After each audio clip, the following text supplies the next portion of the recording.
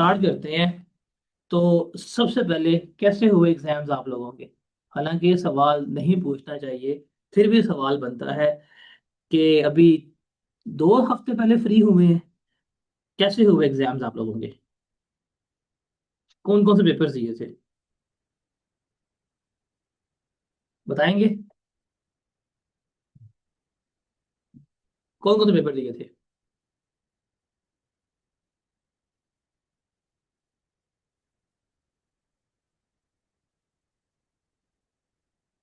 FR, BA?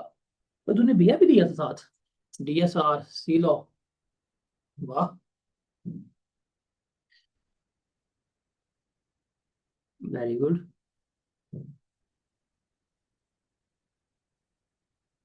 FR BLD tax, कैसे हुए FR का और BLD का?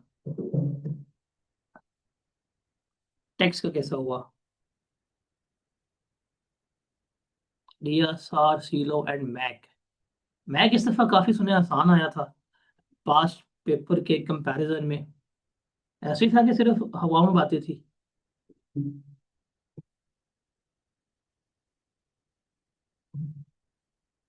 लेंथी था। FR का पेपर कैसा हुआ था, फाइनेंशियल रिपोर्टिंग का?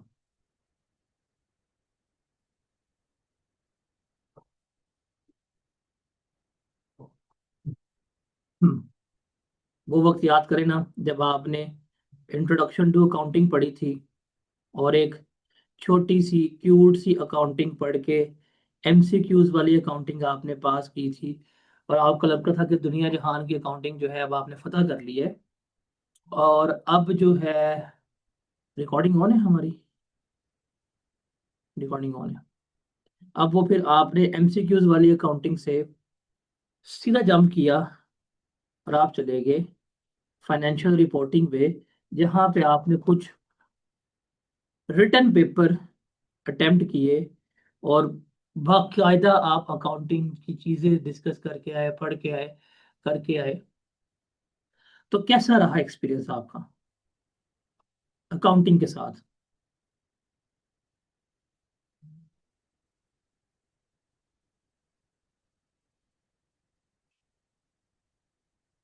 आपके पास ऑप्शन है, you can open your mic. आप माइक ओपन करके ही बोल सकते हैं, आप टाइप करके ही बोल सकते हैं। क्या सीखा इस पेपर में आप लोगों ने? सीखने के एस्पेक्ट से पूछूं, पेपर के एस्पेक्ट से नहीं, अकाउंटिंग के बारे में क्या सीखा आप लोगों ने? कुछ नॉलेज वगैरह गेन की आप लोगों ने कि नहीं की?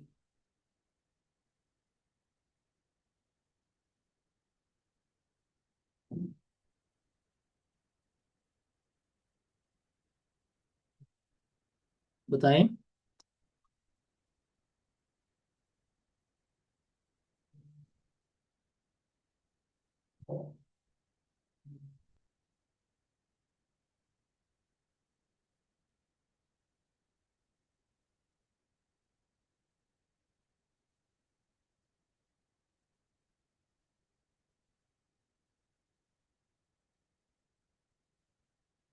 नहीं, कुछ समझ आया। प्रैक्टिकल लाइफ में जब आप चार्टर्ड अकाउंटेंट बनने जा रहे हैं, उस चार्टर्ड अकाउंटेंसी के सफर में जब आप प्रैक्टिकल लाइफ में जाएंगे और जब अपने अकाउंट्स को देखेंगे, जब आप ऑडिट वगैरह कर रहे होंगे, तो वो जो अकाउंट्स को देखेंगे, उसके बैक एंड के ऊपर क्या नॉलेज अप्लाई होनी है, क्या प्रोसेस अप्लाई होना है, उसका कुछ समझ आया? लाइक कि अगर एक बिजनेस है और एक बिजनेस में अगर कोई मशीन आई है, तो उस मशीन को कैसे आपने बिजनेस में कैरी करना है, इसके बारे में कुछ समझ आया आप लोगों को कि how to carry that machine is business? जाहिर सी बात है, आपने इस मशीन के ऊपर एक पूरा स्टैंडर्ड पढ़ा है, विच इज IAS 16, जिसको हम कहते हैं प्रॉपर्टी प्लांट एंड इक्विपमेंट। जहाँ पे आपने उसकी इनिशियल रिकग्निशन से लेके उसकी डेप्रिसिएशन, उसकी रीवैल्यूएशन, उसका डिस्पोजल, क्या ये सब आपने रीड किया? समझ लगी? आप अकाउंटिंग पढ़ के आए हैं, आप अकाउंटिंग में पढ़ के आए कि अगर एक बिजनेस ने एक लैंड ले लिया और उस लैंड को उन्होंने कहा कि हम 20 साल तक अपने पास रखेंगे, और उस 20 साल के बाद हम, आज ये लैंड जो है वो 1 करोड़ का ले रहे हैं, 20 साल के बाद माइट भी ये 200 करोड़ का हो। तो इस एस्पेक्ट के लिए आपने लैंड रह के रख लिया। तो इसके बारे में आपने किस तरह इस लैंड को रिकॉर्ड करना है, क्या अकाउंटिंग प्रिंसिपल्स इन्वॉल्व होंगे, क्या अकाउंटिंग पॉलिसीज इन्वॉल्व होंगी, वो पढ़ के आए, समझ आई कि आप इसको रिकॉर्ड करेंगे IAS 40 के मॉडल के ऊपर रिकॉर्ड करेंगे। कुछ याद है? उसके बाद क्या आपने देखा कि अगर आपके बिजनेस में एक कार है, जो बिजनेस में एक व्हीकल यूज हो रही है, और वो व्हीकल जो है वो आपने रिकॉर्ड की हुई है 2 मिलियन की, और इस व्हीकल का हो जाता है एक्सीडेंट, और इस व्हीकल का एक्सीडेंट हो गया, अब आप इस एक्सीडेंट को किस तरह से अपनी फाइनेंशियल स्टेटमेंट्स में रिफ्लेक्ट करेंगे? कुछ याद है कैसे करेंगे? एनीवन? याद है कि नहीं याद आपको? कैसे करेंगे रिफ्लेक्ट, बताइएगा जरा। कैसे रिफ्लेक्ट करेंगे? आपने इसके बारे में पूरा पढ़ के आ चुके हुए हैं कि आपके पास स्टैंडर्ड कौन सा आएगा इसके ऊपर? इम्पेयरमेंट आएगा। इम्पेयरमेंट में बात करेंगे तो आप दो चीज़ें देखेंगे।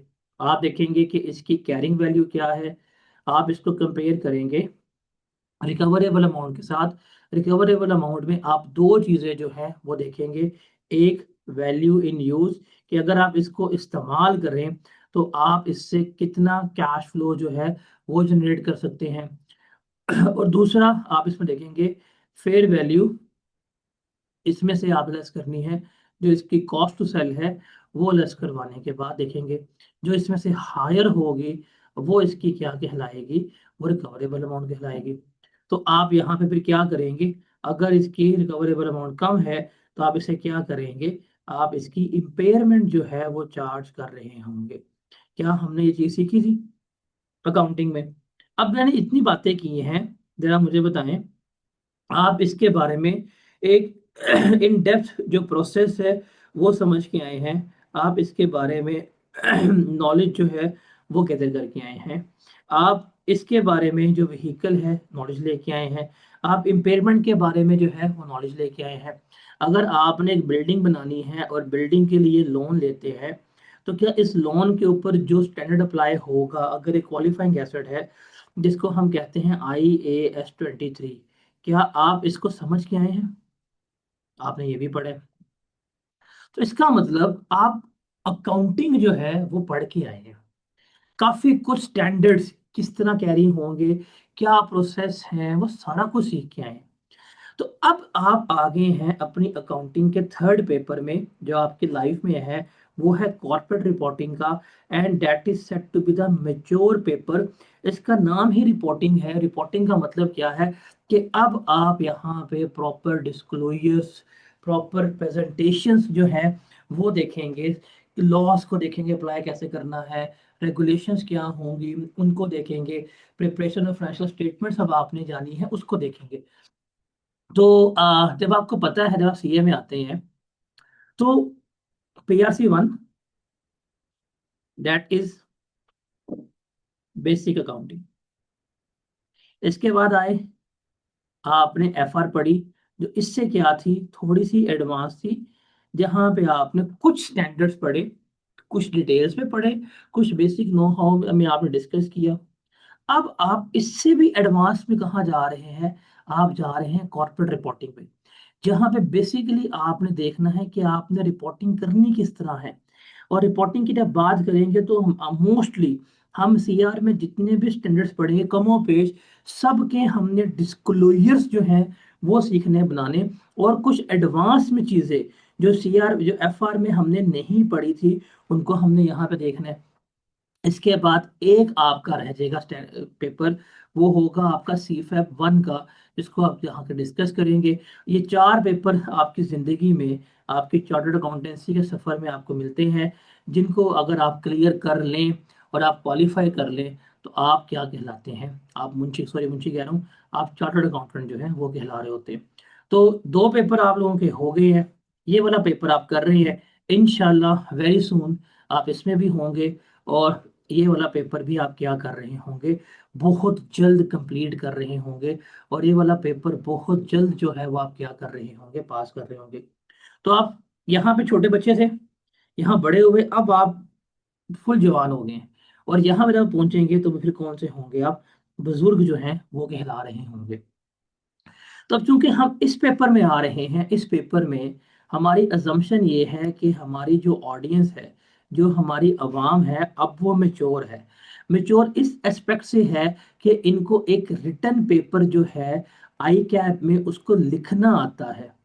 आप में से बच्चे यहाँ तो आफर का पेपर पढ़ के आए हैं, या बच्चे पेपर जो है पास करके आए हैं। क्या हमें कोई ऐसा बच्चा तो नहीं है जो एफ आर का पेपर और सी आर का पेपर एक साथ दे रहा है? कोई ऐसा बच्चा है हमारे पास? तो नहीं है जी, सारे हमारे पास ये बच्चे हैं जो ये पढ़ के आ चुके हुए हैं और इसके ऊपर जा रहे हैं। तो अब आपके साथ वो डिस्कशन नहीं होगी जो एफ आर के ज़माने में होती थी कि यार ये बेसिक्स है। अब हम थोड़ा सा एडवांस में चलेंगे। तो एडवांस में चलेंगे तो अब ओरिएंटेशन भी जो है वो आपकी सिर्फ कहाँ तक महदूद होगी कि बस हमने सिलेबस का थोड़ा सा इंट्रोडक्शन करना है, कुछ हमने देखना है चीज़ें जो माजी से कैरी होकर यहाँ पे आई हैं, उसको देखना है, कुछ सिलेबस का इम्पैक्ट जो अभी आई कैप की रिसेंट अनाउंसमेंट आई है और जो सीआर का सिलेबस चेंज हुआ है उसको डिस्कस करना है। उसके बाद फिर हम आगे अपने ऊपर चल पड़ेंगे। अच्छा जी, आप लोगों ने पेपर दिया एफआर का, मुझे एक बात बताएं, जब आपने पेपर दिया एफआर का, क्या आप लोगों ने एफआर की तैयारी के लिए आई कैप की किताब को कंसिडर किया था, देखी थी?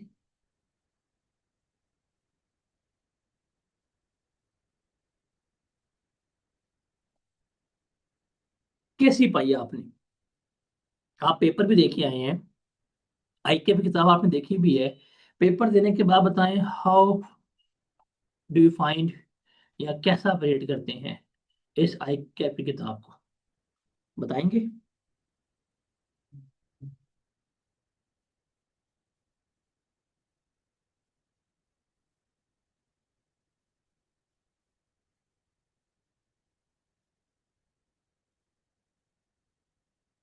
बताएं जरा, कैसा पाया आपने अकाउंटिंग की किताब को आई कैप की? क्या ये किताब जो है वो वेल अरेंज नहीं थी?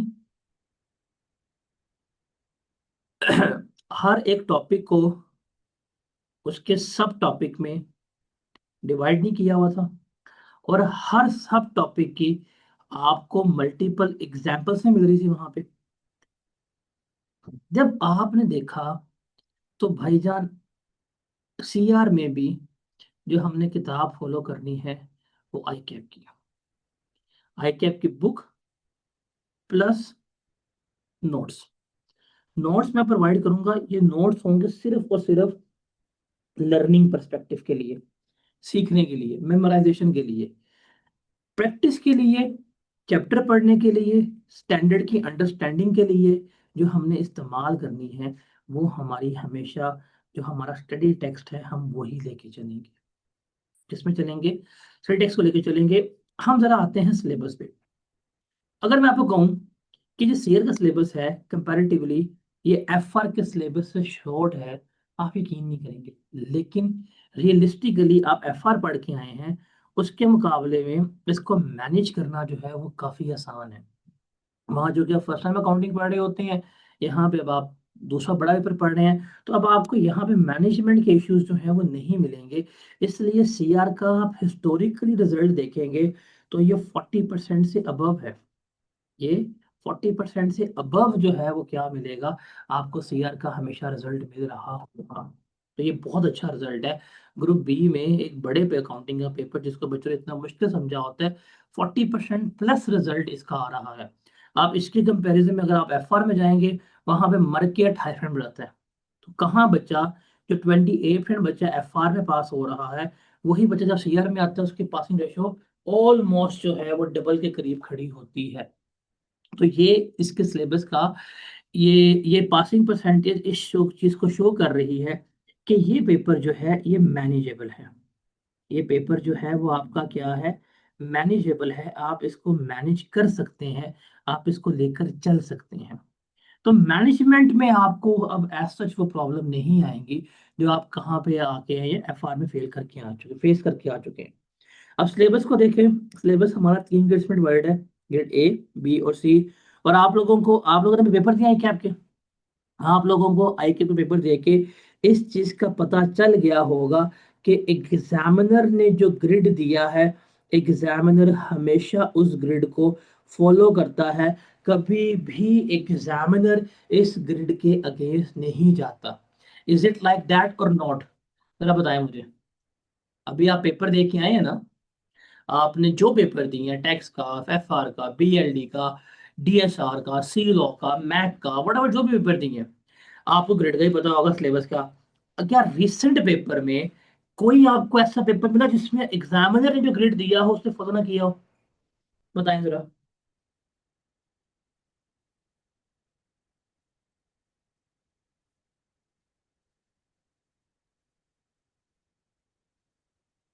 तो भाई, आई कैप अपने ग्रेड को हमेशा फॉलो करता है और रिलीजियसली फॉलो करता है।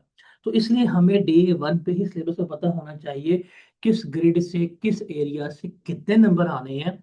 उसी के एस्पेक्ट से हम तैयारी करेंगे ताकि हमारी चीज़ें जो हैं वो वेल अरेंज्ड हों। एक चीज़ आपने याद रखनी है जो इस अटेम्प्ट में बहुत इंपॉर्टेंट है और हद से ज़्यादा इंपॉर्टेंट है, कि अब आपका एग्जाम्स जो है वो शुरू होने हैं अगस्त में। और मेरे ख्याल से if I am not wrong, 17 अगस्त को आपका एग्जाम है। आपके पास टाइम कितना है?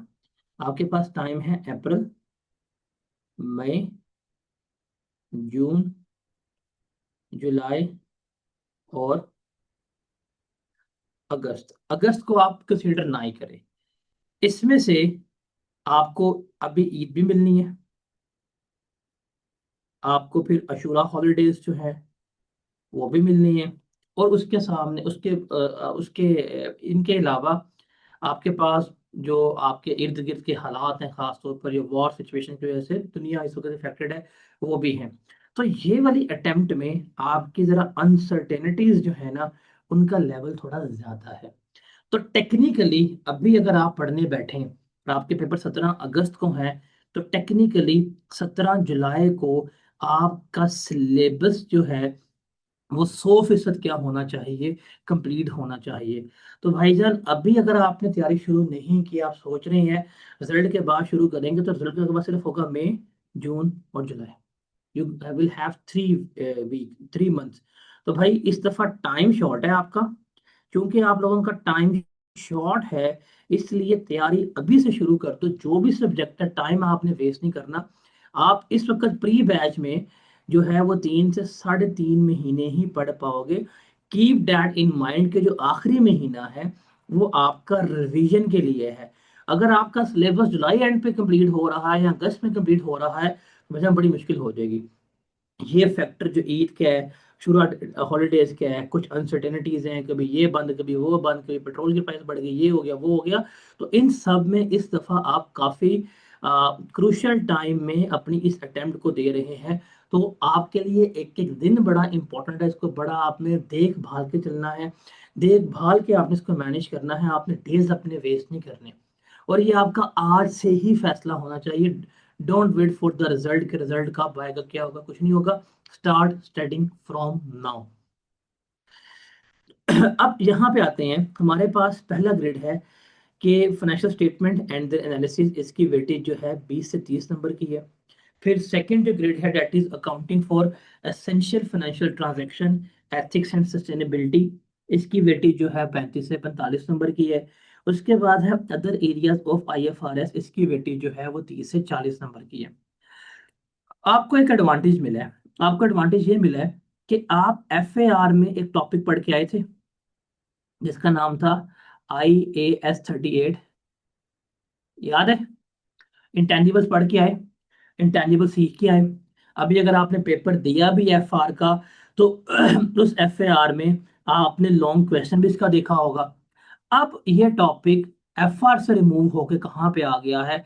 सीआर में आ गया है, चूंकि अब आप टॉपिक पढ़ के आए हैं तो आपको ये टॉपिक अब थोड़ा सा इजी लगेगा प्रिपरेशन के एस्पेक्ट से, जो सीआर में है। फिर सीआर में एक टॉपिक होता था जिसको हम कहते थे इंटरप्रिटेशन रेशो एनालिसिस, वो यहाँ से निकाल दिया गया, वो वापस कहाँ भेज दिया उन्होंने, उन्होंने वापस एफएआर में भेज दिया। तो एक टॉपिक निकल गया, और जो टॉपिक सीआर में ऐड किया है ये वो टॉपिक है जिससे आप लोग यहाँ हैं ऑलरेडी फेमिलियर हैं, ऑलरेडी आप करके आ चुके हुए हैं। तो थोड़ा सा आपको एक एडवांटेज होगा, बड़ा मन्यूट है, बड़ी एडवांटेज है। क्यों? बिकॉज टॉपिक जो है वो लॉन्ग क्वेश्चन के लिए है, और जहाँ पे लॉन्ग क्वेश्चन है वहां पेपर पे एग्जामिनर ने पूछना ही पूछना है। अब देखते हैं कि यार ये ग्रिड है 20 से 30 नंबर का, 30 से 45 और 30 से 40 नंबर का। सबसे बड़ा और सबसे इंपॉर्टेंट ग्रिड जो है वो ये है जिसको हम यहाँ पे देख रहे होंगे। अब पहले ग्रिड में आए तो पहले ग्रिड में आपका जो है 20 से 30 नंबर का जिसकी वेटेज है, इसमें टॉपिक्स आएंगे। एक ये टॉपिक लॉन्ग क्वेश्चन के लिए है, एक ये टॉपिक जो है वो लॉन्ग क्वेश्चन के लिए आ रहा है। ये लॉन्ग क्वेश्चन जो है बेसिकली ये आएगा कंसोलिडेशन का। ये किसका आएगा? कंसोलिडेशन का। कंसोलिडेशन आप कह सकते हैं कि पास्ट पेपर में जितने भी सवाल उठाएंगे 95% क्वेश्चन, 95 भी कम है, आप कह सकते हैं सिर्फ एक आधी अटेम्प्ट में उसने लॉन्ग में नहीं पूछी, वरना 98% लॉन्ग क्वेश्चन जो है वो कंफर्म किसके बारे में आता है? कंसोलिडेशन के बारे में आता ही है। आप लोग एफआर में आए हैं, आप लोगों ने फाइनल अकाउंट बनाया था, आपको याद है? आप फाइनल अकाउंट सीख कैसे बनाना, जिसमें आपने प्रॉफिट एंड लॉस अकाउंट सीखा था, जिसमें आपने बैलेंस शीट जो है वो सीखी थी बनाना। ये आपने पीआरसी में भी देखी थी, पीआरसी में इजी थी, फिर पीआरसी में एफआर में वहां पर देखी थी, आपको याद है? कि भूल गए हुए फाइनल अकाउंट? आपको फाइनेंशियल स्टेटमेंट्स भी याद होंगी।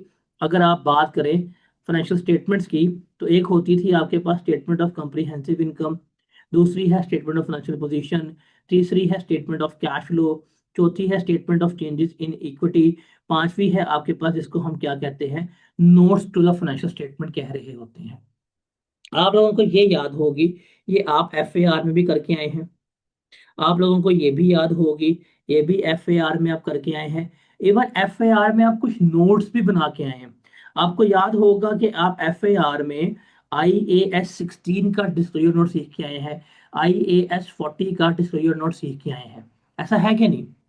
आपने जब वहां पे देखा था, बेसिकली अगर हम यहाँ पे आते हैं सीआर में, तो जो आप इंडिपेंडेंट इंडिविजुअल कंपनीज की फाइनेंशियल स्टेटमेंट बनाना सीख के आए थे, अब हम क्या करने लगे हैं? अब हम देखने लगे कि एक कंपनी ए है, इस कंपनी ए ने कंपनी बी जो है उसको एक्वायर कर लिया, खरीद लिया, अब ये बन गया ए बी ग्रुप।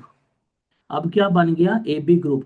अभी जब खरीदा गया, जब उसका उसके शेयर उसके पास आ गए हैं, तो इस ए बी ग्रुप की फाइनेंशियल स्टेटमेंट हमने कैसे बनानी है वो देखेंगे, और इस टॉपिक का नाम है कंसोलिडेशन।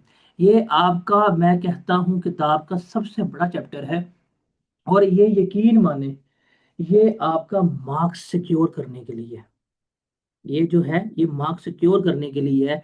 अगर आपको फाइनल अकाउंट आता है बनाना, तो यकीन माने इसमें से आपके मार्क्स निकालना इजी है, इजी है।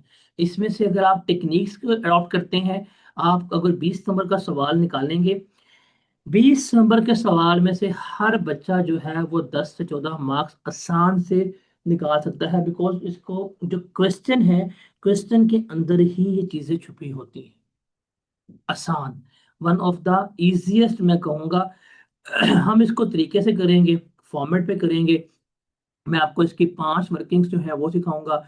आपको अगर इसकी 5 वर्किंग्स आ गई, आपकी जिंदगी आसान हो जाएगी, आपका पेपर जो है वो निकल जाएगा। तो ये एक सबसे बड़ा लॉन्ग क्वेश्चन जो है वो हमारा यहाँ पे है, जिसको कंसोलिडेशन कहते हैं। सर 98% चांसेस हैं कि ये आएगा ही आएगा। अगर इस ग्रेड में 2 लॉन्ग क्वेश्चन है, मतलब एक सवाल ईपीएस के बारे में है। अब ईपीएस के बारे, ईपीएस किसे कहते हैं, फॉर एग्जाम्पल अभी हमने पढ़ा नहीं स्टैंडर्ड, IAS 33। आप में से कोई ऐसा बच्चा है जिसने ऑटम 25 में एफएआर पढ़ी हो? एनीवन? कोई ऐसा बच्चा जिसने ऑटम 25 में एफएआर पढ़ी हो है? Anyone from you?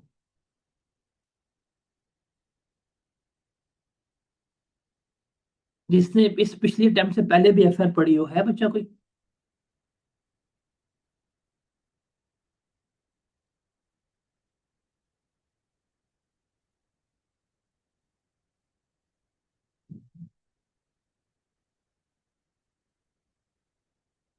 हाँ भाई, है भी बच्चा। हाँ जी, हाँ जी, देखिए, आपने पढ़ी है। अच्छा मुझे बताएं, आपने तो IAS 33 पढ़ा होगा, EPS। तो वो बच्चे जिन्होंने ऑटम 25 में FAR पढ़ी थी, जिन्होंने ऑटम 25 तक FR पढ़ी थी, उनके लिए तो ज्यादा आसान है। बिकॉज दो टॉपिक IAS 33 वो भी पढ़ के आ चुके हैं FR में, और जो IAS 38 है ये भी पढ़ के आ चुके हुए हैं FAR में। तो इनके लिए इस दफा कॉर्पोरेट रिपोर्टिंग जो है वो काफी ज्यादा उनको इसका एडवांटेज मिलेगा। अब ये टॉपिक बड़ा आसान है। ये टॉपिक बेसिकली है क्या कि सर जी, आपकी अर्निंग जो है फॉर एग्जांपल वो 1 लाख है, और आपके शेयर्स जो हैं वो 10,000 है। तो बताओ जी, पर शेयर हमने कितने रुपए कमाए? 10 रुपए कमाए। ये चीज हम सीखेंगे। हाँ, ये थोड़ी डिफिकल्टी वगैरह होगी, लेकिन ये चीज हम इसमें सीख रहे होंगे। तो आप लोगों ने statement of changes in equity पढ़ी होगी। उस statement of changes in equity में जो आप लोगों ने शेयर की अकाउंटिंग की थी वो हम यहाँ पे डिस्कस आउट करेंगे। तो ये दो टॉपिक हैं। उसके बाद ये जो इन्वेस्टमेंट इन एसोसिएट्स है, इसका टेस्टिंग लेवल क्या है? T1 है। ये इन्वेस्टमेंट इन एसोसिएट बेसिकली किसके साथ मर्ज होके आएगा? ये हमेशा कंसोलिडेशन के साथ मर्ज होके आएगा। और बेसिकली जब हम मर्जर की बात करेंगे कंसोलिडेशन के साथ, तो होता क्या है? सवाल 99% जो है वो किसका होगा? कंसोलिडेशन का होगा। लेकिन अगर बीच में एसोसिएट आ जाएगा, एसोसिएट के लिए हमने क्या करना है? हमने एक एडिशनल एडजस्टमेंट जो है वो परफॉर्म करनी होगी। हमारा टॉपिक भी निकल जाएगा। तो ये टॉपिक एक साथ हो जाते हैं। और ये टॉपिक जो है ये आपके लिए नया होगा। बाकी ये है जी, understand the local requirements of preparing financial statement T1। ये आपका थ्योरेटिकल एरिया है, और इसमें से आपको 3 से 4 नंबर की थ्योरी आएगी। जब आप लोकल रिक्वायरमेंट की बात पढ़ रहे हैं, तो आप यहाँ पे डिस्कस करेंगे फ्रेमवर्क ऑफ अकाउंटिंग। और यहाँ पे फ्रेमवर्क की बात करेंगे तो हम पाकिस्तान बेस्ड फ्रेमवर्क की बात करेंगे, जहाँ पे हमारे पास कंपनी एक्ट 2017 आता है, उसको देखेंगे। देखिए, एक एक तो आप पढ़े स्टैंडर्ड, जहाँ पे आपके पास अकाउंटिंग स्टैंडर्ड आ रहे हैं जो अकाउंटिंग स्टैंडर्ड बोर्ड ने सेट किए हैं, जिसमें फॉर एग्जांपल IFRS आ रहे हैं, जिसमें फॉर एग्जांपल IAS आ रहे हैं। ये इंटरनेशनल लॉज हैं। एक जगह आपके पास आते हैं लोकल लॉज। लोकल लॉज की कंप्लायंसेस भी हमने क्या करनी है? पढ़ने में। तो अब आप एक मेच्योर पेपर पढ़ रहे हैं, आपकी कंपनीज जो हैं वो स्टॉक एक्सचेंज के ऊपर रजिस्टर्ड हैं, रेगुलेट हो रही हैं। तो कुछ रेगुलेटरी अथॉरिटीज की भी रिक्वायरमेंट है, जिनको हमने क्या करना है? यहाँ पे पढ़ना है। अच्छा, मुझे एक सवाल का सबसे जवाब देना है। प्रेफर मैं करूंगा कि आप लोग जरा माइक ऑन कीजिएगा, माइक ऑन करके जवाब दीजिएगा। IAS 16 पढ़ा था आप लोगों ने? IAS 16 में इंक्रीमेंटल डेप्रिसिएशन का क्या ट्रीटमेंट था? कोई बताएगा आप में से? What was the treatment of incremental depreciation in IAS 16, जो आप FR पढ़ के आए थे? बताएं जरा।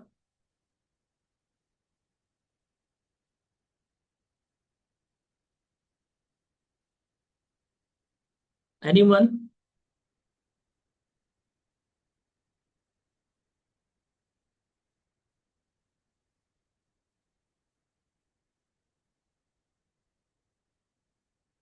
जो इंक्रीमेंटल डेप्रिसिएशन और डिप्रिसिएशन होती है वो सरप्लस की वजह से आ रही होती है ना, तो उसे हम विद टाइम आहिस्ता आहिस्ता उसमें कन्वर्ट करते जाते हैं। रिटेन्ड अर्निंग में सरप्लस ट्रांसफर होती जाती है जैसे जैसे डिप्रिसिएशन चार्ज करते हैं उसके साथ साथ। Very good. अच्छा, ये जो हम पढ़ के आए थे कि हम इंक्रीमेंटल डेप्रिसिएशन को मूव कर सकते हैं, आपने एक चीज पढ़ी होगी कि IAS 16 ने ये अलाउ किया है, आप कर सकते हैं। क्या बाउंड किए? क्यों भाई? क्या उसने बाउंड किए? उसने तो अलाउ किया ना। अगर आप ये ना भी मूव करें हर साल, कोई मसला होगा? नहीं होगा। आपने कुछ पास पेपर का सवाल भी किए होंगे FR में, जिसमें इंक्रीमेंटल डेप्रिसिएशन को मूव नहीं करता। ऐसा है कि नहीं? अब IAS 16 ने दोनों ऑप्शन दिए हैं कि भाई इंक्रीमेंटल डेफिनेशन को मूव कर लो, उसने कहा है कि ना मूव करो। उसने दोनों ऑप्शन दिए हैं, आप कर लो ना करो, आपके ऊपर है। ये आपकी पॉलिसी है। लेकिन जब आप यहाँ पे आएंगे, आप कंपनीज एक्ट में आएंगे, कंपनी की भाई करो। एक तरफ स्टैंडर्ड है, एक तरफ कंपनी है, क्योंकि कंपनी एक्ट ने कह दिया करो तो आप क्या कर रहे होंगे। तो ऐसे ही हम देखेंगे कुछ लोकल लॉज हैं जो हमें बताए हुए हैं। हमारे पास कुछ स्केड्यूल्स में कंपनी एक्ट के, फोर्थ स्केड्यूल हो गया, फिफ्थ स्केड्यूल हो गया, सिक्स स्केड्यूल हो गया। इन्होंने कंपनीज की टाइप्स जो है वो डिफाइन कर दी है। एमएनसीज है, large company, public interest company, small company है। पब्लिक इंटरेस्ट कंपनी ने क्या कहना है, स्मॉल कंपनी ने क्या डिस्क्लोज करना है, क्या कुछ बताने हैं, तो ये भी हम देख रहे होंगे। आसान एरिया है, इजी एरिया है, लेकिन इसमें से चीजें आपको आएंगी और आपके लिए ये इंपॉर्टेंट है, बिकॉज आपकी लाइफ लाइन यही है, पाकिस्तान में रहना है आप लोगों ने। तो ये है आपका ग्रिड ए। यकीन माने ग्रिड ए आपका सबसे आसान ग्रिड है कॉर्पोरेट रिपोर्टिंग में। इसमें से सर आप आराम से नंबर निकाल देंगे। इस ग्रिड ए में काम लेबोरियस है, नंबर ऑफ क्वेश्चंस करने हैं, चीजों का तरीकेकार सीखना है। इसमें आपकी टेक्निकलिटी कम है, बिकॉज इसमें हम फाइनेंशियल स्टेटमेंट्स बना रहे हैं बेसिकली, जो कंसोलिडेशन, जो हमारा कंफर्म क्वेश्चन आ रहा होता है, और एक ईपीएस है। ईपीएस को मैं one of the easiest chapter मानूंगा इस पूरे सिलेबस का, बिकॉज इसमें ग्रिप करना, इसको सीखना, इसको लर्न करना is the easiest thing. Got it? Got it? अब हम आते हैं ग्रिड नंबर बी की। ग्रिड नंबर बी आपका सबसे बड़ा ग्रिड है। इसकी वेटेज जो है वो 35 से 45 नंबर की है। ये सबसे बड़ा ग्रिड है, और इसमें सिर्फ इसी एस्पेक्ट से सवाल आएंगे। नाम है जी essential financial transactions, ethics and sustainability. यार ये जो है ना, ये फिर आपका थ्योरेटिकल एरिया है। ये फिर क्या है आपका थ्योरेटिकल एरिया है। तो एक थ्योरेटिकल चैप्टर आप यहाँ पे डिस्कस करेंगे, दो चैप्टर यहाँ डिस्कस करेंगे, एथिक्स का और सस्टेनेबिलिटी रिपोर्टिंग का डिस्कस कर रहे होंगे। तो आपने अपने माइंड में रखना है कि अगर आप 100 नंबर का कॉर्पोरेट रिपोर्टिंग का पेपर करने जा रहे हैं, इस 100 में से आप तकरीबन 10 मिनिमम, मैक्सिमम 15 नंबर, इतने का आप थ्योरेटिकल एरिया जो है वो कर रहे होंगे। तो अकाउंटिंग नॉलेज जहां पे कैलकुलेशन है, वो आप 80 से 85 नंबर ही कर रहे हैं। बाकी मार्क्स की थ्योरी आपको पेपर में आनी ही आनी है। इसके लिए मेंटली रेडी भी रहना है, और पेपर को आपने इस तरह तैयार भी करना है। अब देखें जो सस्टेनेबिलिटी है, अभी आपको पता होगा कि इन्वायरमेंट की बड़ी बातें हो रही हैं कि हमें माहौल का तहफ़्फ़ुज़ करना है, माहौल दोस्त इन्वायरमेंट जो प्रोजेक्ट्स हैं वो बनाने हैं। आप अक्सर नाम सुनते होंगे, ईपीए सर्टिफाइड चीज़ें होनी चाहिए, ईपीए इदारा बना हुआ है। अक्सर देखते होंगे कि जी जब स्मोक आती है, वो स्मोक गन्स मंगवाने, तो बड़ा हुकूमत काम कर रही है। तो वो जो हुकूमत काम कर रही है उसको कुछ हमने अपनी फाइनेंशियल स्टेटमेंट में रिफ्लेक्ट भी करना होता है कि अगर हमने 1 करोड़ का प्रॉफिट कमाया, उस 1 करोड़ के प्रॉफिट कमाने के चक्कर में कितनी हमने कार्बन डाइऑक्साइड जो है प्रोड्यूस की है, कितनी हमने पोल्यूशन क्रिएट किया, उसको भी, उसका इम्पैक्ट भी डिस्कस करना है इन टर्म्स ऑफ नंबर। और इसको एरेडिकेट करने के लिए, इसको खत्म करने के लिए हमने कितनी काविश की, कितनी कोशिश की, वो भी डिस्कस करेंगे। बट ये हमारे लिए बड़ा बेसिक लेवल पे है, बहुत ही नो हाउ, छोटी सी कि यार क्या कुछ होना चाहिए, कौन सा डिस्क्लोजर करने, क्या बात बतानी है, ये बहुत ही बेसिक लेवल है। तो यू कैन एक्सपेक्ट कोई 2 से 5 नंबर तक का या तो एमसीक्यू या शॉर्ट क्वेश्चन जो है वो पूछ रहा होगा। तो उसके बाद आपको मिलेगा यहाँ पे एक और थ्योरेटिकल क्वेश्चन, ये होगा एथिक्स का। अच्छा मुझे एक बात सबने बतानी है, इससे पहले कॉर्पोरेट रिपोर्टिंग से पहले कहीं पे एथिक्स पढ़ के आए हैं आप लोग? कॉर्पोरेट रिपोर्टिंग से पहले कहीं एथिक्स पढ़ के आए हैं? एक्स में। टेक्स्ट में एथिक्स पढ़े थे? याद है आपको कुछ fundamental principle, integrity, professional competence, objectivity, transparency. Competency and due care, याद है आपको?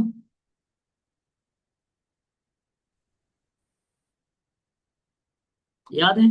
सर अब हम वापस आएंगे, अब हम वापस आएंगे, हम इन्हीं एथिक्स के जो फंडामेंटल प्रिंसिपल्स हैं उनको डिस्कस करेंगे। वो जो आपको चैप्टर याद होगा टेक्स्ट में, वो बड़ा चैप्टर था आपका टेक्स्ट में एथिक्स वाला। उस चैप्टर में एथिक्स वाले के एंड पे जाके एक सेक्शन आता है, वो है कोड ऑफ एथिक्स का। कोड ऑफ एथिक्स में हमने देखा था कि हमारे जो 5 फंडामेंटल प्रिंसिपल हैं, integrity, professional behaviour, professional competition, due care, confidentiality, objectivity, इनको देखा था। हम देखेंगे कि इन, जब आप अकाउंटेंट हैं और जब आप मुख्तलिफ अकाउंटेंसी के काम कर रहे हैं, तो आपको इन कोड ऑफ एथिक्स में क्या थ्रेट्स जो है वो फेस करने पड़ सकते हैं। अब थ्रेट्स की बात करें तो आपने वहां ही पढ़ा था, एक होता है आपके पास सेल्फ रिव्यू थ्रेट, होता है कि अपना काम खुद ही चेक कर लेना। उसके बाद आपके पास इंटिमिडेशन थ्रेट होता है। उसके अलावा आपके पास एडवोकेसी थ्रेट होता है, फेमिलियरिटी थ्रेट होता है। ये थ्रेट्स हम डिस्कस करेंगे। और इन थ्रेट्स के हमने सेफ गार्ड्स जो हैं वो कैसे ऑप्ट करने हैं, मतलब ये कोड ऑफ एथिक्स है, इसके बदले में हमें कौन कौन से मसले मसाइल फेस करने पड़ेंगे और इन मसले मसाइल का हल कैसे होगा, वो हमने देखना है। तो ये 8 नंबर तक का सवाल आएगा। इजी टू राइट है, one of the easy to write जो है वो एरिया जो है वो हम क्या करेंगे यहाँ पे डिस्कस आउट कर रहे होंगे। तो ये आपका आता है कोड ऑफ एथिक्स का। तो यार ये दो चैप्टर्स जो हैं, ये वाला चैप्टर और ये चैप्टर, ये आपका आएगा। तो जो आपको सीआर के पेपर में 10 से 15 मार्क्स की थ्योरी मिलनी है, sir this theory is easy, sir this theory is easy and आसान एंड डूएबल एंड एवरीथिंग जो आप इसे कह सकते हैं, हम करते नहीं है, हम इसको एंड पे छोड़ते हैं, इसलिए हम स्ट्रगल करते हैं। लेकिन अगर आप इस 10 से 15 मार्क्स की थ्योरी को कर जाओगे तो आपका बड़ा आराम से जो है वो निकल जाएगा। अब देखें इस पूरे ग्रिड में ना, हाँ जी, इसमें एमसीक्यूज भी आते हैं, जो सेम लाइक एफ, इस पूरे ग्रिड में जो हम डिस्कस आउट कर रहे हैं, सिर्फ ये दो टॉपिक ही हैं शॉर्ट क्वेश्चन के लिए। अब जो 3 टॉपिक्स हैं इसमें से लॉन्ग क्वेश्चन आएगा एक आधा, ये चीज आपने याद रखनी है। एक है आपके पास जिसमें हम टैक्सेस को डिस्कस करेंगे, IAS 12। आपको मजा आएगा, आपको बहुत मजा आएगा, क्योंकि आप लोगों ने टैक्स कैफ 2 का मुझसे पढ़ा है। तो आपको काफी चीजें, अब वो इनकम फ्रॉम बिजनेस की जो याद बताई थी आपको कि ये चीज ऐड बैक करनी है, ये चीज को लेस करवाना है, याद है कि भूल गए हुए हो? अभी तो पेपर का रिजल्ट भी नहीं आया, भूल भी गए हो गए हो?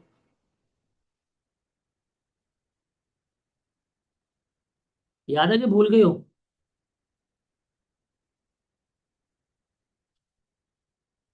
वो इनकम फ्रॉम बिजनेस के inadmissible expenses, admissible expenses, sir वही चीज शुरू करेंगे, कुछ वो बातें करेंगे, कुछ बातें हम करेंगे डेफर टैक्सेस की, तो वो हम यहाँ पे डिस्कस आउट कर रहे होंगे। तो ये आपके लिए एक बिल्कुल न्यू टॉपिक होगा, लेकिन इसकी कुछ बेसिक्स जो है वो हमने वहां पे डिस्कस की हुई है टैक्स के पेपर में, जहां पे वो पता होता है कि भाई टैक्स में आपको अगर इनकम फ्रॉम बिजनेस याद हो, किस किस को इनकम फ्रॉम बिजनेस याद है कि एक जो प्रॉफिट है इनकम फ्रॉम बिजनेस में, वो प्रॉफिट लॉस अकाउंट बनता है as per accounting rules. Tax वाले इस अकाउंटिंग रूल्स को नहीं मानते, तो फिर हम इस अकाउंटिंग रूल्स के मुताबिक जो प्रॉफिट लॉस अकाउंट बनता है, इसमें हम क्या करते हैं, एडजस्टमेंट्स करते हैं। और एडजस्टमेंट करके हम क्या निकालते हैं, टैक्स प्रॉफिट निकालते हैं, वो पे कर रहे होते हैं। तो कुछ हम यहाँ पे चीज सीखेंगे जिसमें हम करंट टैक्स की कैलकुलेशन और उसके एडजस्टमेंट सीखेंगे। और उसके बाद फिर हम इसके अलावा क्या सीखेंगे, जो हमारे पास डेफर्ड टैक्स होगा हम उसको लेकर चल रहे होंगे। तो ये आपको कुछ इसकी चीजें फेमिलियर होंगी। डेफर्ड टैक्स वाला एरिया आपके लिए नया होगा, जहां पे आप थोड़ा सा देख रहे होंगे। उसके बाद है रेवेन्यू की रिकग्निशन, IFRS 15। अच्छा, ये जो स्टैंडर्ड है ना IFRS 15, ये मोस्टली जो है ये एप्लीकेशन बेस्ड है। इसमें से आपको जर्नल एंट्रीज भी मिल रही होती हैं, इसमें से आपको थ्योरेटिकल क्वेश्चन भी मिल रहे होंगे। इसमें हम देखेंगे बेसिकली 5 स्टेप मॉडल, कि हमने जब सेल्स वगैरह करनी है या जब रेवेन्यू रिकॉर्ड करना है, तो डायरेक्ट सेल्स रिकॉर्ड नहीं होती, उस सेल्स को जो डायरेक्ट जो हम एंट्री पास करते हैं कि जी डेटर अकाउंट, डेबिट और रेवेन्यू अकाउंट जो क्रेडिट कर रहे होते हैं, वो रेवेन्यू अकाउंट को या सेल्स को क्रेडिट करने तक 5 स्टेप्स हैं, उन 5 स्टेप्स को हमने फॉलो करना है। उसको फॉलो जब करके फिर हमने जाकर रिकॉर्ड करना है, तो वो हम देखेंगे, इंपॉर्टेंट चैप्टर है। उसके बाद है इंटैंजिबल्स, IAS 38। सर ये आप पढ़ के आए हुए हैं, सर ये चैप्टर जो है वो क्या करके आए हुए हैं, आप पढ़ के आए हुए हैं। तो जो आपने जो कि एफ आर में पढ़ा है, आपको इसका एडवांटेज जो है वो यहाँ पे होगा। ये जो कि आपने एफ आर में पढ़ा है, इसका एडवांटेज, इसका फायदा जो है वो क्या होगा, आपको यहाँ पे हासिल होगा कि इंटैंजिबल एसेट्स क्या होते हैं, कैसे हमने इनको रिकॉर्ड करना है, इंटैंजिबल एसेट की टाइप क्या होती है, और वो हम देखेंगे। देखिए हमें assumption ये थोड़ी होगी कि आपने पढ़ा होगा, माइट भी कैसे बच्चे हों जिन्होंने एफ आर काफी पहले पास की हो, CR में हो, तो वो प्रॉब्लम तो होगी। ठीक है नहीं, तो ये हम इसको लेकर चलेंगे। तो ये अब आप कहें, मेरे से पूछें, तो सबसे टेक्निकल एरिया, सबसे बड़ा एरिया जो है वो हमारा यही है जिसको हम लेके चलेंगे। उसके बाद है अदर एरियाज ऑफ IFRS, जिसका वेटेज जो है वो 30 से 40 नंबर की है। जिसकी वेटेज जो है वो 30 से 40 नंबर की है। इसमें से एक आधा लॉन्ग है, बाकी इसमें शॉर्ट क्वेश्चन दिया रहे हैं वो देखेंगे। पहला है जी हमारे पास ऑपरेटिंग सेगमेंट्स, टेस्टिंग लेवल 1 है, इजी है। What is the meaning of operating segments? For example, एक कंपनी है और एक कंपनी के डिफरेंट डिपार्टमेंट्स हैं। डिपार्टमेंट ए है, डिपार्टमेंट बी है, डिपार्टमेंट सी है। तो हर डिपार्टमेंट वाइज रिपोर्ट करना, या डिपार्टमेंट वाइज रिपोर्ट करना, या प्रोडक्ट वाइज रिपोर्ट करना, इसको प्रेडिक्ट सेगमेंट्स कहते हैं। फॉर एग्जांपल, एक पेल फैक्ट्री है, या पेल जो है वो फॉर एग्जांपल एसी भी बना रही है, पेल जो है वो फ्रिज भी बना रही है, पेल जो है वॉशिंग मशीन भी बना रही है, पेल जो है वो ट्रांसफॉर्मर्स भी बना रही है, पेल जो है मीटर भी बना रही है। अब पेल कहती है जी मेरा प्रॉफिट जो है वो 100 मिलियन का आया है, लेकिन इस 100 मिलियन से एसी ने कितना कमा कर दिया, फ्रिज ने कितना कमा कर दिया, ट्रांसफार्मर ने, मीटर ने, वॉशिंग मशीन ने। तो ये सेगमेंट्स हैं। ये जो सेगमेंट्स वाइज रिपोर्टिंग होगी उसको हम यहाँ पे डिस्कस कर रहे होंगे। इजी है, यकीन माने बहुत ही आसान है, बहुत ही ईजी है। उसके बाद लीज, लीज इंपॉर्टेंट है, लीज के बगैर पेपर नहीं कंप्लीट होता। लीज बहुत इंपॉर्टेंट है। कुछ टॉपिक ऐसे हैं जिनके बगैर पेपर कभी भी कंप्लीट नहीं होता। तो कौन कौन से हैं? एक है आपके पास कंसोलिडेशन, ये लिख लीजिएगा, इनके बगैर पेपर कंप्लीट नहीं होता। कंसोलिडेशन। नंबर 2 है आपके पास लीज। नंबर 3 है आपके पास टैक्स। नंबर 4 है आपके पास रेवेन्यू। नंबर 5 है आपके पास ये जो प्रोविजन एंड कंटिजेंसीज हैं, आप कह सकते हैं IAS 10 और 37। ये 5 टॉपिक बेसिकली, ये 5 टॉपिक हैं जो मेजर रोल प्ले करेंगे। आपका 60 से 70% पेपर बनता ही इनमें से है। आपका पेपर का पास होना, आपका पेपर का फेल होना इन 5 चैप्टर्स के ऊपर बेस करेगा। ये जिसको जितना अच्छे आगे, जिसका जिस बच्चे का इनके ऊपर जितनी अच्छी ग्रिप हो गई, उसका पेपर जो है वो निकल जाएगा। तो लीज आपका एक है, इसको हम डिस्कस करेंगे, डिस्काउंटिंग का देखेंगे। उसके बाद आपके पास आएंगे फाइनेंशियल इंस्ट्रूमेंट्स आएंगे। इसका टेस्टिंग लेवल 1 है, इजी है, बहुत इजी है। इसमें से जो इम्पेयरमेंट ऑफ फाइनेंशियल इंस्ट्रूमेंट है ना, क्या जी, इम्पेयरमेंट ऑफ फाइनेंशियल इंस्ट्रूमेंट्स, ये आपके लिए बड़ा इंपॉर्टेंट होगा। एक टॉपिक का सब टॉपिक है वो इंपॉर्टेंट होगा। उसके बाद ये IAS 37 है आपके पास, जिसमें हम देखेंगे provision and contingencies. Section level 2 है, इसमें से लॉन्ग क्वेश्चन आता होता है। IAS 10 T1, इसको देखेंगे adjusting for reporting period, adjusting and non adjusting events. इसका मतलब क्या है? फॉर एग्जाम्पल, आपको पता है आपका फाइनेंशियल ईयर शुरू हुआ 1 जनवरी को, खत्म हुआ 31 दिसंबर को। ठीक है, 31 दिसंबर 2026 को आपका फाइनेंशियल ईयर जो है वो खत्म हो गया। और एक बंदा है, आपका डेटर है, वो बैंकरप्ट हो गया 31 जनवरी 2027 को। और आपने अपनी जो फाइनेंशियल स्टेटमेंट्स हैं वो पब्लिश की हैं 31 मार्च 2027 को। ईयर एंड ये हुआ, फाइनेंशियल स्टेटमेंट आप जब बना रहे हैं इसके दौरान इस डेट पे आपका एक डेटर जो है वो बैंकरप्ट हो गया, इवेंट तो हुआ है। अब ये इवेंट रिपोर्टिंग डेट के बाद हुआ है, लेकिन फाइनेंशियल स्टेटमेंट की पब्लिशिंग डेट से पहले हुआ है। तो क्या इसको रिपोर्ट करना है, लिखना है, नहीं लिखना, इसके बारे में है। दैट इज IAS 10, जिसको हम कहते हैं कि जो आपके एडजस्टिंग एंड नॉन एडजस्टिंग, इसको देख रहे होंगे। और एक निक्का टॉपिक है, that is foreign currency, foreign exchange, इसको हम देख रहे होंगे कि आपने अगर फॉरेन करेंसी पेमेंट करनी डायरेक्ट क्रेडिटर, या उसका जो भी इम्पैक्ट आएगा फॉरेन एक्सचेंज का, उसको हम यहाँ पे डिस्कस कर रहे होंगे। तो ये आपका जो है वो सिलेबस है जिसको हमने क्या करना है, कैरी करना है। अब देखें जो हम यहाँ पर स्टैंडर्ड देख रहे हैं ना, IAS 1 हम देखेंगे। अब IAS 1 है बेसिकली फाइनेंशियल स्टेटमेंट्स के लिए। आपका IAS 1 है फाइनेंशियल स्टेटमेंट्स की प्रेजेंटेशन। आपकी जो हमारे सिलेबस पे तो है नहीं, क्योंकि जब फाइनेंशियल स्टेटमेंट्स की बात करता हूँ तो स्टेटमेंट ऑफ फाइनेंशियल पोजीशन जो है इसमें आ जाएगी आपकी SOFP आ जाएगी, आपकी SOCI आ जाएगी, आपको SOCIE आ जाएगी, आपका स्टेटमेंट ऑफ कैश फ्लो आ जाएगा और नोट्स आ जाएगा। सर, बेशक आपके ये स्टेटमेंट सिलेबस का पार्ट नहीं है, लेकिन वो आपसे एक्सट्रैक्ट्स मंगवा सकता है। वो कह सकता है जी मुझे बताएं, ये है फॉर एग्जांपल लीज है, बताएं जी इस लीज का कैश फ्लोज में क्या इम्पैक्ट जाएगा, इक्विटी में क्या जाएगा। तो वो इनके एक्सट्रैक्ट्स की हद तक कोई भी चीज पूछ सकता है। कंसोलिडेशन तो है लेकिन एक्सट्रैक्ट्स की हद तक ये चीज पूछी जा सकती है। IAS 10 है, IAS 12 है, IAS 21 है, IAS 28 है, 33 है, 37, 38, business combination that is from the consolidation, financial instrument है, कंसोलिडेशन, रेवेन्यू, लीजेस है, फिर सस्टेनेबिलिटी को स्टैंडर्ड आ जाएंगे, कोड ऑफ एथिक्स है और कंपनी एक्ट आ रहा होगा। ऑलमोस्ट ऑलमोस्ट क्या रखिएगा, हमारे यहाँ पे जितने भी अकाउंटिंग स्टैंडर्ड हैं ऑलमोस्ट हमने सबके डिस्क्लोजर्स जो हैं वो करने हैं। हमने सबके डिस्क्लोजर्स जो है वो कर रहे होंगे। और प्रोबेबली याद रखिएगा वो तमाम चैप्टर्स अदर देन कंसोलिडेशन, इनका टेस्टिंग लेवल T2 है, इनके डिस्क्लोजर्स हमारे सिलेबस का पार्ट है और पेपर में हमारे डिस्क्लोजर्स ही आ रहे होते हैं। तो हमने इनको बड़ी तफसील में करना है, हमने इनको बड़ी तफसील में सीखना है, ये चीज़ आपने याद रखनी है। Got it. तो ये कुछ हमारा सिलेबस है, ये सिलेबस की डिवीजन है जिसको हमने क्या किया अपने फर्स्ट लेक्चर में डिस्कस किया। अब नेक्स्ट लेक्चर में फिर हम अपना फर्स्ट टॉपिक जो है वो स्टार्ट करेंगे और हम उसको फिर लेकर चल रहे होंगे। अब आपने करना क्या है, आपको मैंने पहले ही बता दिया है। अब एक चीज आप लोगों ने याद रखनी है, आप लोगों की जो अटेम्प्ट है ना ऑटम की, ऑटम 2026 की अटेम्प्ट है, इसका जो एग्जाम वीक है वो अगस्त है और प्रोबेबली 17 अगस्त है। आपको अब ये साथ साथ ही पढ़ना पड़ेगा। You can't wait for the result, you can't decide कि रिजल्ट के बाद करूंगा, ये नहीं आप कर सकते।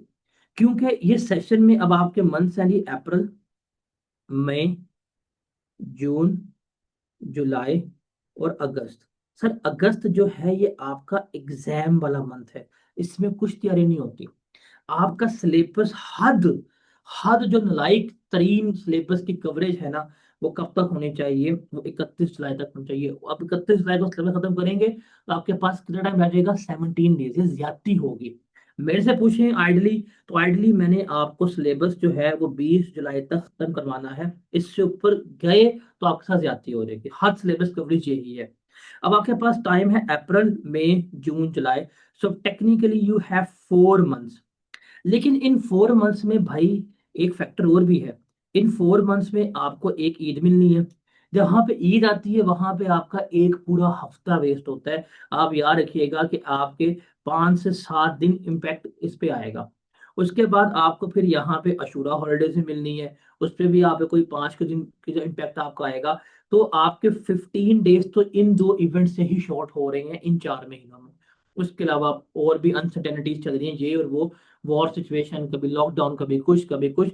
तो आपके लिए टेक्निकली ये वाली अटेम्प्ट जो है इसमें टाइम जो है वो बड़ा क्रूशल है। तो इस अटेम्प्ट को आपने बहुत ज्यादा ध्यान से प्रिपेयर करना है, टाइम वेस्ट नहीं करना। बिकॉज इस अटेम्प्ट में डे 1 से ही आपको 6 डेज इन अ वीक ही पढ़ना पड़ेगा। आप इसमें हर गुजरता दिन जो है वो आपको एक एक्स्ट्रा प्रेशर जो है वो क्रिएट करेगा।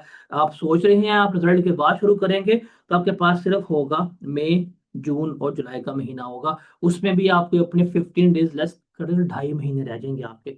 तो इस अटेम्प्ट में टाइम कम है, तो आपने इसको बहुत ध्यान से लेके चलना है, बहुत ही ध्यान से आपने इसको प्रिपेयर करना है।